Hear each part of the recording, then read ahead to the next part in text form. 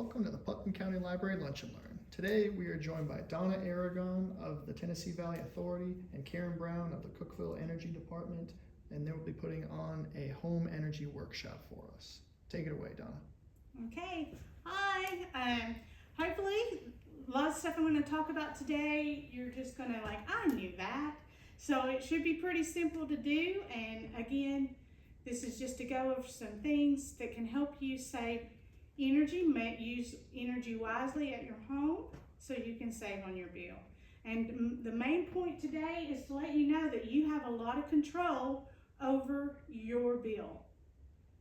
Okay, so we're going to talk a little bit about public power, your local power company, and TVA's mission.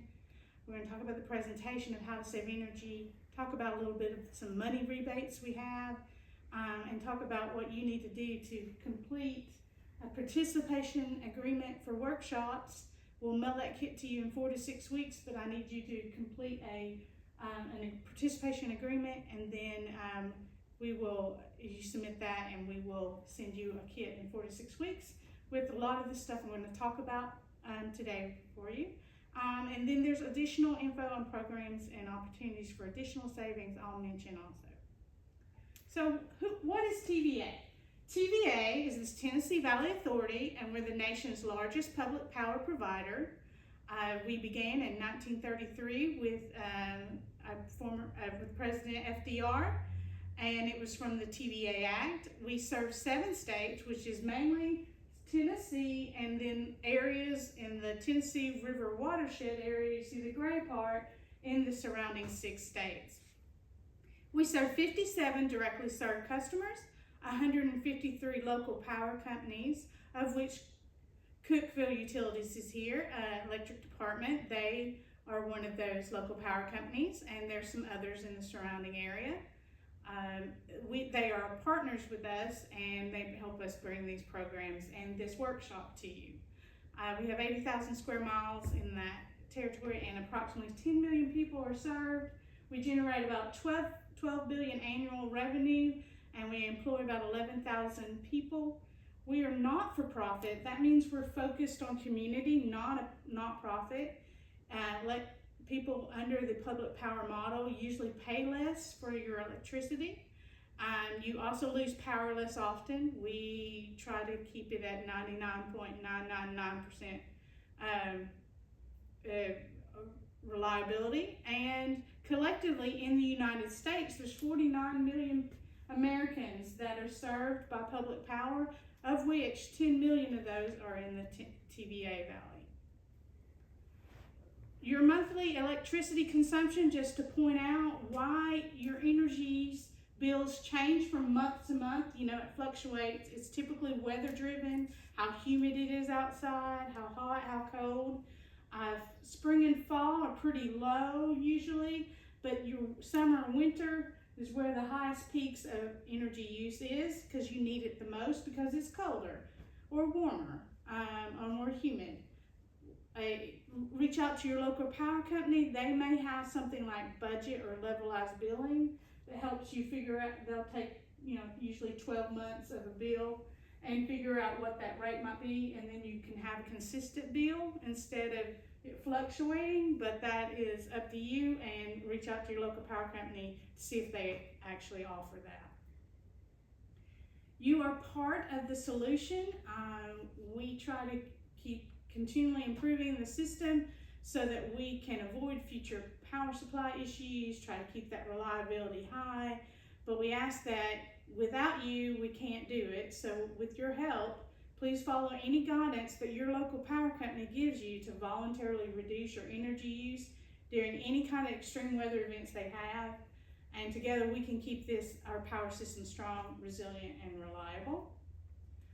TVA's mission is the 3 E's. That is energy, bringing in energy, producing, generating that at the least cost amount possible that we can. Environment, we do a lot with permits, and we have to do environmental reviews and all that. And the river water system, that area, we manage a lot of things there environmentally. And then we also bring jobs through economic development projects to the valley. It is a public power mission to help those 10 million folks that are in the valley. We try to build a system, energy system that works for now and in the future, and for especially any future growth around the valley. 2007, we did not have any energy efficiency, any renewables. Coal was almost 60%, nuclear was about 26%, and gas was 10%, and hydro, of course, was 6%. By 2015, we'd increased our hydro by some improvements in that area and moved it up to 11%. We got some energy efficiency, some renewables, increased our nuclear, and reduced our coal. And then by 2020, we reduced coal to where nuclear was to 25%. And then we have increased gas and some others. Our goal is we have done a reduction to date. By 2021, we have done a reduction of 63% in the from the 2007 value there, 63%, and our goal is carbon reduction, but our goal is by 2035 to make that 63%, 80%. Just to let you know how the power grid works, electricity is generated here in the power plant, and from TVA, we generate it. We step up the power with a transformer so it can travel long distances. You'll see those big transmission towers. It'll go through that, then it comes into a step down into a transformer, substation, and then the local power companies from that in that area to where they, in their distribution lines, they then carry that electricity to you as a homeowner or to the businesses that they serve. And those transfers even step down even further until it goes to your home or the business. So let's talk about how to save energy. I'm going to talk about something, building science. The house is a system. We all live in a box. This is probably the most complex part I'm going to be talking about today. In that box, it's the house envelope. You see the blue outline. We call that the continuous barrier that surrounds that house to act as a shield to keep all the external elements. I think of rain and stuff like that. That is the barrier that is around. And what we're interested in is what I'm going to be talking about today is how you can do things for your thermal barrier, which is that yellow part, and that separates the conditioned spaces that are within that yellow part from the unconditioned spaces which are in that house envelope. Anyway, so in crawl spaces, even the outdoors, but that's the air barrier is usually that the yellow part where we want to pay attention of how we keep that air conditioned for you. So energy consumption breakdown, 75% of your bill each month comes from heating and air conditioning and water heating. And then the other items, laundry and other things, bring it up. But as you can tell, if you manage those two big things, you can have a huge impact on your bill. What does that mean? Let's pretend that your bill is $100 a month. That means that 55% means that $55 of that $100 is going to your heating and cooling that month. Then another $20 is for water heating. And then as you can see, those other percentages show the other costs. Where does your money go? Well, if your dryer's on 6 hours a week, then about $104 a year goes to that. Your refrigerator is it's continuously on about $79, depending on how energy efficient. Your TVs use a lot of energy, and if you have some old plasma TVs and stuff, then again, keep those things turned off. But as you can see, depending on how often you leave it on. And again, I'll show you about the TVs, any old plasma TVs or any of them. It's pretty expensive, and this is the cost, assuming for a year, based on 36 hours each week, that being on for 52 weeks. That's how much it's going to cost you a year to do that. And if you're like me, I leave that TV on a lot longer for the cats and even myself to just have some noise, and so I spend a lot of money there.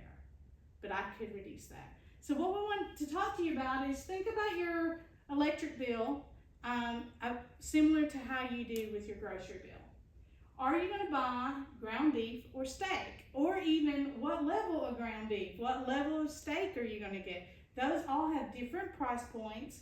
So we just want you to think about that. So you make choices every day. When you go to the grocery store, you do the same with your energy use, your electricity use, and therefore you can make a difference.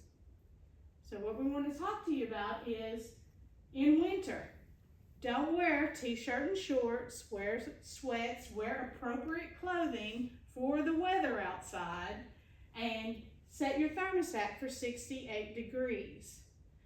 We recommend that because that will help you save the most on your energy and money. As you can see, every 2-degree increase from that 68 degrees is a 6% increase, or a 3% per degree, but basically 6% every 2 degrees. So you're choosing hamburger to steak. If you want to wear your t-shirt and shorts, and you set your thermostat at 74, you're going to pay 18% more. You're basically like you're eating steak at with your HVAC. So use the ceiling fan, rotate it clockwise to push that warm air track down at the ceiling level down into the room. Make sure it's rotating the correct way. But again, it's your choice, but we do recommend 68 degrees. 68 to 70 will give you a better cushion and a better energy use. Same thing in summer, 78 degrees. And I know that sounds impossible, but it really is possible because, again, a hamburger steak, what are you going to do? 78 degrees is what we recommend to set that thermostat, and at that point, that's when you wear your t-shirt and shorts, cooler clothing, so you can stay cooler. But at least 76 with 50% humidity will be appropriate for you. And if you add a ceiling fan and it rotating counterclockwise, and you're in a room and you have a fan, either a ceiling fan or a fan on you, it is going to feel 4 degrees cooler because it's what it does to your skin and feel the evaporation on your skin and the coolness. But when you leave that room, turn the fan off, at least the one if you've got a floor one, because you're not there to feel it, so it's not going to make your room cooler, it just makes you feel cooler. Another way to do it is if you use a smart thermostat that you can use, it's Wi-Fi enabled. You can save up to about 8% on average, and it's for convenience and savings. But again, that thermostat is only as good as the person controlling it. So whether you manually control it or you use a smart thermostat, you still got to use those temperatures that we've recommended. Maintenance, we ask that you change your air filters monthly so that your system doesn't have to work so hard. It can pull air easily.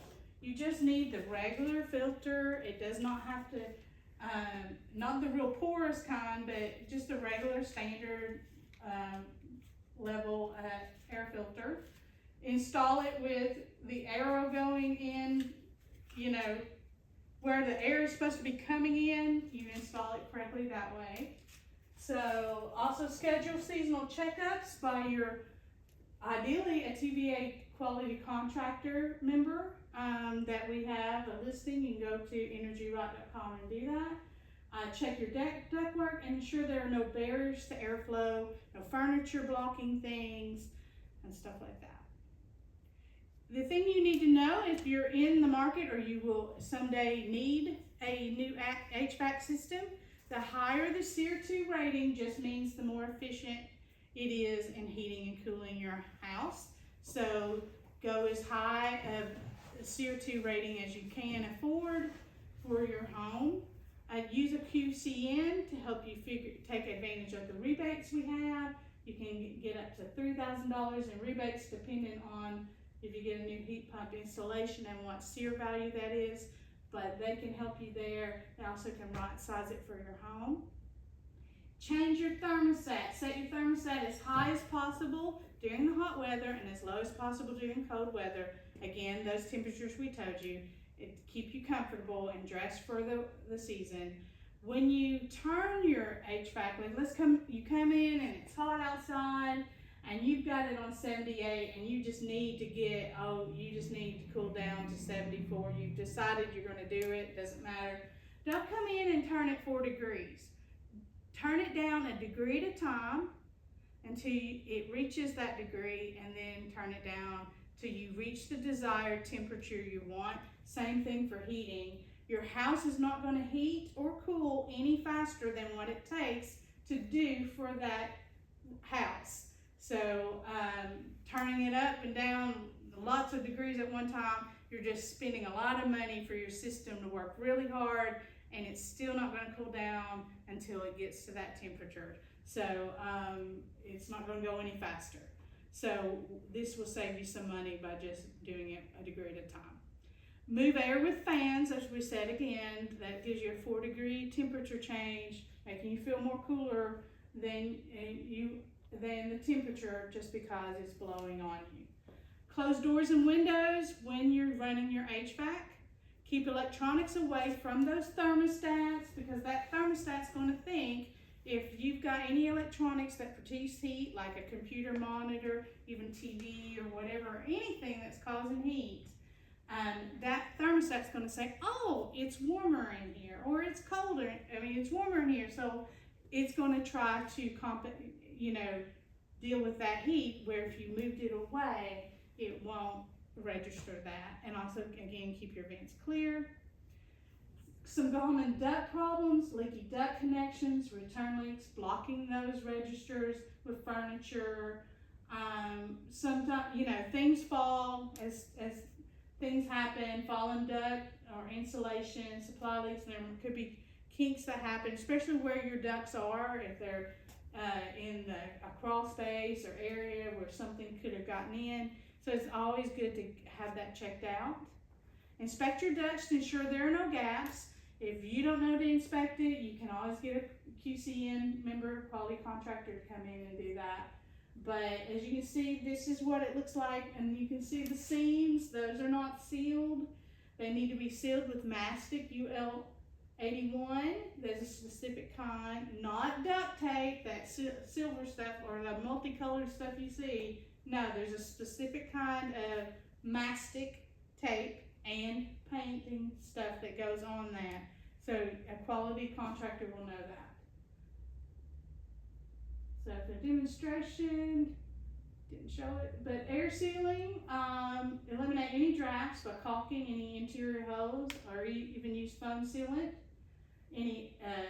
If you have windows that face where they get a lot of sun, then maybe once or twice a year you need to check those, because that'll dry out more and more and expand more. So you'll have cracks in your caulking. Check that. Also attic access and even floor penetrations in other areas. Here's an example of what the foam stuff a can of foam sealant that will be in your kit that will be mailed to you. This is where, if contractors, they make the hole very big to get those pipes in and go. So a lot of times you have gaps, for the water and the electricity and stuff. And so what you need to do is use that can of foam, follow the instructions, ventilate, wear a mask, wear some gloves, and spray, and figure out all those areas you want to do and use that can up. Even under your sinks and stuff, there might be a cap, like in your bathroom or even in your kitchen. They might, plumbers might put a pretty little cap over it, but if you pull that cap back, you'll see that there's still a gap. So you need to fill those holes in. Attic access points, if you got a hatch pulled down or even the small little knee board that you crawl through, insulate that, weather strip that. If you have the hatch door here, the paper, if you add insulation, the paper needs to be facing the interior of the house. The insulation, that pink stuff or whatever, needs to be pointing up to the attic. Use foam sealers. There's some that are going to be in your kit to seal any light switches and outlets. Start with your external walls. If this is an external wall, pretending it is, This light switch here, the light switches and the plug-in areas, I start with them, and then interior walls. If you put your hand over those faceplates and over where those plug-ins are, you'll usually feel a draft, especially in winter. So that's how you'll know. But it doesn't hurt to go and do it all in your house, and all of them, and you'll know they're all sealed. They're in there. All you do is turn the power off, take a screwdriver, unscrew the faceplate, put that little foam sealant area over it, because you know it's just a hole where they've just put the plug in, and then put the faceplate back on it, and then screw that back, and then you have no gaps. And another thing to do, especially for external walls or anything that you feel air going through, take these baby plugs and put those in those safety plugs in those power plugs to prevent air filtration. Insulation, there's different ways. It can be blown in, it can be foam, it can be the roll kind. Just depends. They all have different they have different insulation values and different uses. A quality contractor can advise you on that, but just to let you know, they have all different reasons to use it, depending on, you know, how much that leaky area, especially in the envelope, again, the outside box, to keep areas done, and also the thermal barrier. So it all depends on your unique needs in your home. Significantly reduce your air leakage, especially around windows, doors, HVAC units and stuff, attic accesses. Use weather stripping, and also you can use window films that on drafty old windows. An 1/8 inch gap around an entry doorway. And the way you can see that is, during the day you can see light coming through. That is an 1/8 inch gap is equivalent to a 5-inch hole in your outside wall. So be sure you would fix that 5-inch hole. So why not fix that 1/8 inch gap? Because it has the same problem of infiltration, and you're just heating and cooling the outside. So weather stripping, again, weather strip around your doors, your windows, that pile, that pile that they use in windows, that needs to be changed out every so often, maybe every 3 to 5 years if you can, or check it out, clean it, whatever, but you may need to replace that. And you can see around doors, add a door stop, and even around your garage doors and stuff, you can do that too, and it's often just a peel back and press in. The second, remember that 20% of your bill is water heating. So just to talk about your water use, average Americans use about 82 gallons of water per day for their domestic use. So if you had $100, every $100 you spend on water, you can see where it's toilets, tub showers, faucets, all that, and leaks and stuff. And if you have a toilet leak, you know it's going to cost you a lot. So be sure to do those maintenance on your home. Repair leaks and drips immediately. If you're a renter, report that to for maintenance as soon as possible. Don't run the tap while you're brushing your teeth or shaving or washing your hand. You know, take baths with no more than 6 inches of water in the tub. Take showers instead of baths, because you use less water, and also take shorter and cooler showers, 5 minutes max. Run the dishwasher when it's full, and also your washing machine when it's full, and wash on cold. Your detergents today can get your clothes clean with that cold water. So with that, again, hamburger, steak, I usually eat steak in the shower, in the sense that I take very long showers, and so I choose to spend a lot of money there. But if I wanted to save money and do what I'm preaching, I should try to limit to 3 to 5 minute showers and make them cooler. And I'm going to try that, but I don't know if I'm ever going to make that 3 to 5 minute. It might be more of a 6 to 8, maybe less than 10. Again, another way to save money is if you get low flow shower head that's more aerated, that will, older shower heads deliver water maybe 5 gallons a minute. So that's 1,000 gallons for 20 showers. But if you took an aerated shower head, it would be half of the gallons per minute, and then that would give you 40 showers for the same amount of water. So consider changing out your shower heads with low flow aerated shower heads. That does not mean low pressure. It just means that a lot of the water that usually when you're standing in the shower and you're taking it, half that water is going down the drain and not even touching you. With the low flow shower heads, it concentrates it further on your body, and you save a lot less money, save a lot on water.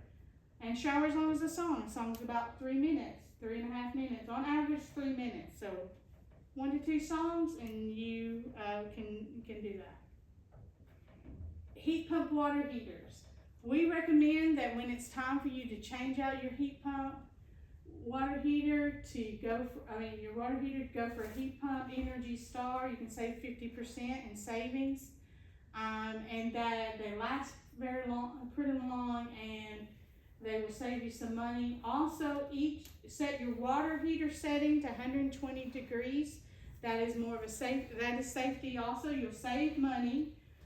It'll still be good for what you need for safety reasons, just hot enough, but it's not so hot that it will scald you.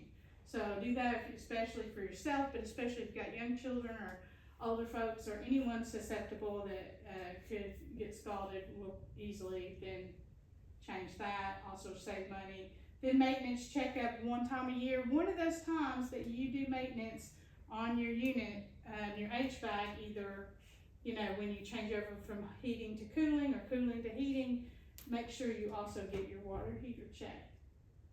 Save you some money on time. Take shorter and cooler showers in the summer. That's a challenge for y'all and myself. Run the clothes washer, dishwasher when full. Use cold water wash, and if you can, line dry your clothes. Recycle old refrigerators. Don't keep those. Don't keep the old freezers either. When you get we recommend you get an Energy Star. They have different, you can save at least 35% on energy there, but they also, each Energy Star has a different rating, so choose the refrigerator you want. But the yellow label will tell you also what you might save per year using that refrigerator. So if you can afford it, choose the ones that give you the most savings. But it is, again, your option, but Energy Star is great. But don't keep that old refrigerator. Let them take it off, haul it off. Same thing as the freezer. Do not heat your home with an oven or fireplace. That's what your HVAC system is for. Be careful with space heaters. Again, don't leave them on unattended, and also don't put them all over the rooms. It can cost you 11 cents to 16 cents per hour or more, and a lot more sometimes, and pose a safety risk. Don't keep the front door open just to see out the storm door. I know it's tempting for yourself and your cats or dogs, but keep those doors shut when you're heating and cooling your house. Do you repair any drips? And keep your garage doors closed, because that also causes the door going into your garage from your home also to get cold or hot and be problematic. So also use your bathroom vent fan to remove any heat and humidity. Once you're finished with your shower or your bath, run that vent fan for at least 20 to 30 minutes so that it will take all that excess moisture and all that heat out. Otherwise, it's going to go into the rest of your house, and then the thermostat's going to think, I've got to deal with it. I've got to pull this moisture out, and I've got to pull this heat out. Where if you use that fan, you'll be fine. It also will help with moisture areas in your bathroom. Avoid using any appliances that create additional heat and humidity on hot days. Try to use the toaster. Try to use something smaller. Don't use the big oven. Think of that. Use the microwave, or create cold salads and stuff that you can eat and munch on, so you don't have to spend money on heating up the whole house and other stuff for the oven and stuff. Dress according to the weather and season, so you can keep that thermostat on energy savings temperature. So, LED bulbs. Recommend you use LED bulbs because they use at least 75% less energy than an incandescent bulb, and also they last 25 times longer. So basically, for instance, a bulb is probably 60-watt bulb uses, 60 watts, but if you use an LED bulbs, it'd be like 8 or 9 watt. So again, one bulb of incandescent, you could have 4 LED bulbs going at once. Granted, you only need one bulb, but just to let you know the difference there. Again, the biggest thing, you may have a light on and think you need more lights, but what you really need is probably dependent on, you need warm light, cool light, or daylight. Basically, warm is to hang out in the living room and watch a movie, or in your bedroom when it's time to sleep. Cool white for your kitchen or task, or daylight. Those two choices, same wattage, same energy use, it's just the color, the kelvins, the light color temperature. So check that, because you might just need to change the bulb color type versus you don't need more lights on in your house. Again, same thing, like I said, 60-watt incandescent and 9-watt LED. Getting close to the end here, plug load is a big thing in our homes. In the 1970s and 80s, there's probably 2 or 3 main items in the house that used a lot of electricity, or used the electricity the most. And that was like the TV, a radio, maybe a boombox and stuff. But now, in the 2020 or more, we have on average at least 24 electronic devices, at least. And some of us have more, but you have different TVs, you have different TV monitors, and even our current smart TVs and stuff are like having computer monitors on, because they're like computers and monitors, it's the same thing. All these things plugged in, it's costing you money even when they're not on. That is called phantom load or vampire load. Americans waste about 43 billion kilowatt hours. That's about $28 to $30 on folks, probably more than that, because I know we keep things plugged up. That cell phone charger uses the same amount of energy whether you've got a phone plugged into it or not. So go around and unplug those. And if you're like me, you have more than one plugged around the house.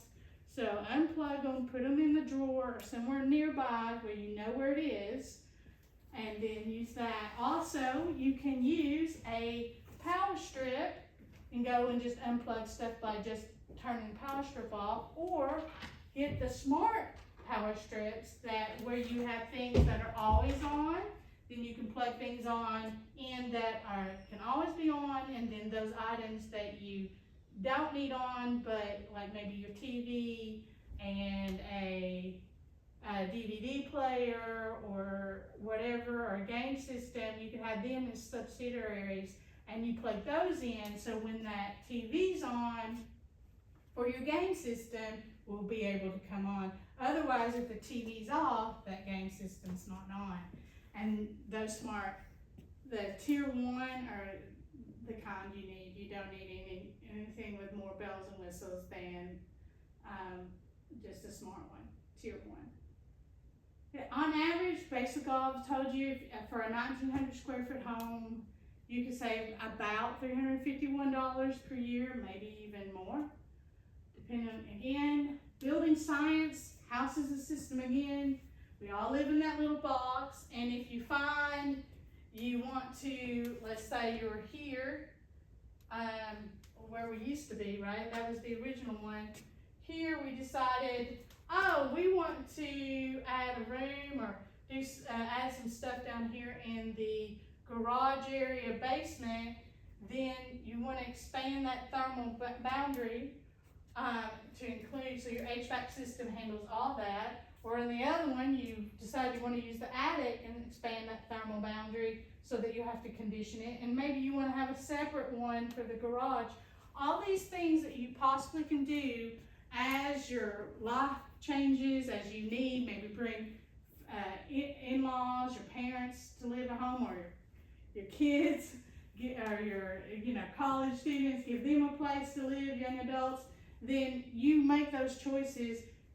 You air seal first and then you insulate, but get with an expert. Talk with your local power company, go to TVA Energy Right, or get with a quality contractor and network member, and they can help you figure out some of these things so that you can make sure that you do it appropriately and you're able to save as much money, and it is done where it can be healthy and safe and energy efficient. Again, reach out to your local power company or get an Energy Right energy advisor. They can go through your home and do all these things I identified and talked to. They can identify any gaps and upgrades, issues you might need that you can do to make your home more energy efficient. Just call that 1-855-237-2673 or contact your local power company and they can help you. Or go to energyright.com and that information is there also. It is free. They will come out, look at your home, tell you, and rank what makes your home more energy efficient, and then it's up to you what you choose to do based on your budget and what you can want to do, but that's a list of things to make you more energy efficient in your home. There's a do-it-yourself home energy assessment that you can do. Go to energyright.com and do that. Again, that home energy evaluation I told you about, that home energy assessment will give you another kit if you want to do it, and it also tells you about rebates and other things as it changes. You can do that. You just need an email for that. Look at a quality contractor network, find a contractor, check with your local power company. They may have financing available depending on what's going on. They may not, so you'll just have to check. It's easy to get a rebate. You find a QCN, Quality Contractor Network. They're vetted, licensed, and insured. They'll come and do the upgrades. They'll complete that upgrade, and then you can claim your rebate. Again, the information is in your folder of these rebates, and as these change, you can see that on energyright.com, or after you do the do-it-yourself home energy assessment. That also, you can always log into that portal and see what's changed.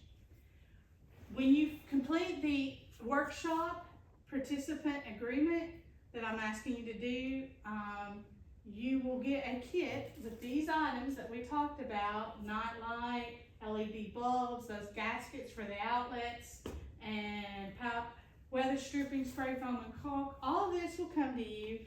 It's probably about $50 retail. All these items will come to you free in 4 to 6 weeks.